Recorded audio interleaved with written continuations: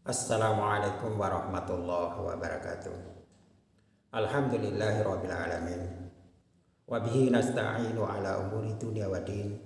Wassalatu wassalamu ala asrafil anbiya'i wal mursalin wa ala alihi wa sahbihi ajmain. Rabbi israh li sadri wa yassir li amri wahlul 'uqdatam min lisani yafqahu qawli, amma ba'du.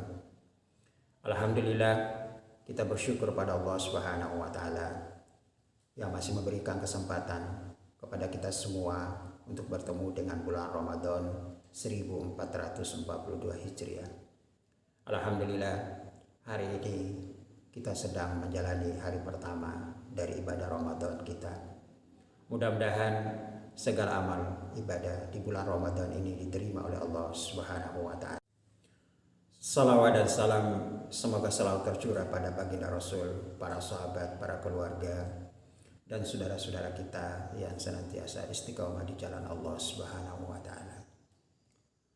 Hadirin kaum muslimin rahimakumullah. Dalam surat Al-Baqarah ayat 183, Allah Subhanahu wa taala berfirman, A'udzu billahi minasyaitonir rajim. Bismillahirrahmanirrahim. Ya ayyuhalladzina amanu kutiba alaikumussyiyam kama kutiba 'alal ladzina min qablikum la'allakum tattaqun. Wahai orang-orang yang beriman, telah diwajibkan atas kamu untuk berpuasa sebagaimana telah diwajibkan atas orang-orang sebelum kamu agar kamu bertakwa. Allah Subhanahu wa taala dalam ayat yang mulia ini mendahului perintah berpuasa dengan sapaan, dengan ungkapan, hai orang-orang yang beriman. Ya ayyuhalladzina amanu. Ayat yang mulia ini menunjukkan kepada kita bahwa perintah berpuasa itu adalah bukti atau pembuktian daripada keimanan kita. Hanya orang-orang yang beriman yang mampu melaksanakan ibadah puasa. Karena sejatinya iman itu adalah keyakinan yang tertanam di dalam hati dan dibenarkan atau dibuktikan dengan amal perbuatan. Inilah yang diungkapkan oleh Imam Al-Hasan, bahwa sungguh iman itu bukanlah kata-kata manis dan juga bukan angan-angan. Sungguh iman itu adalah keyakinan yang tertanam di dalam hati dan dibuktikan dengan perbuatan amal soleh. Demikian juga Imam Ibnu Mandur di dalam Kamus Lisanul Arab mengatakan bahwa Imam Al-Jazaz menjelaskan definisi iman dengan ungkapan bahwa iman itu adalah memperlihatkan ketundukan dan penerimaan pada syariat Allah dan segala yang dibawa oleh Nabi Muhammad SAW, disertai dengan meyakini dan membenarkannya dengan hati. Hadirin kaum muslimin rahimakumullah. Orang yang beriman dengan sebenar-benarnya iman akan membuktikan bahwa keimanannya itu benar, bahwa iman yang dianut itu benar. Dengan apa? Dengan senantiasa melakukan amal soleh, yakni ketundukan dan kepatuhan kepada syariat Allah, sebagaimana orang-orang yang melaksanakan puasa di bulan Ramadan. Kita berpuasa itu karena keimanan kita kepada Allah Subhanahu wa taala, bukan karena yang lain. Maka orang yang beriman dengan sebenar-benarnya iman akan senantiasa menyelesaikan segala masalah-masalah dalam kehidupannya dengan merujuk kepada hukum Allah yang dibawa oleh baginda Rasulullah Sallallahu Alaihi Wasallam. Orang yang beriman dengan sebenar-benarnya iman adalah orang yang dia ridho terhadap hukum yang diturunkan oleh Allah Subhanahu wa taala. Dia akan ridho dihukumi dengan hukum-hukum Allah Subhanahu wa taala. Dan di dalam hatinya tidak ada rasa berat sedikit pun untuk menerima ketentuan Allah dan Rasul-Nya. Orang yang beriman dengan sebenar-benarnya iman adalah orang-orang yang dia berserah diri secara total kepada Allah Subhanahu wa taala. Dia siap untuk diatur oleh Allah dan Rasul-Nya. Allah Subhanahu wa taala berfirman, A'udzubillahi minasyaitonirrajim. Bismillahirrahmanirrahim. Fala rabbika la yu'minuna hatta yuhaqqimuka fima syajara bainahum. Thumma la yajidu fi anfusihim harajan mimma qadaita wa yusallimu taslima.